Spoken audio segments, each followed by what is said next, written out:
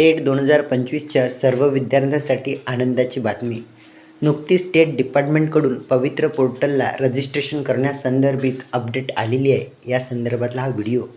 त्यासाठी सर्वप्रथम आपल्याला गुगल क्रोम या ऑप्शनवरती क्लिक करावं लागेल. त्यानंतर आपल्यासमोर न्यू विंडो ओपन झालेली दिसेल. त्यातील सर्च बॉक्समध्ये आपल्याला TET 2025 हे टाईप करून घ्यावं लागेल. ते टाईप करून घेतल्यानंतर TET 2025 रिक्रुटमेंट हा ऑप्शन आपल्यासमोर दिसतील. त्यावरती आपल्याला क्लिक करावं लागेल. त्यावरती क्लिक केल्यानंतर मित्रांनो आपल्यासमोर न्यू विंडो ओपन झालेली दिसेल. न्यू विंडो ओपन झाल्यानंतर आपल्याला रुलरच्या साहाय्याने खाली यायचं आहे. रुलरच्या साहाय्याने खाली आल्यानंतर आपल्यासमोर 3 नंबरचं option school education and sport department दिसतोय.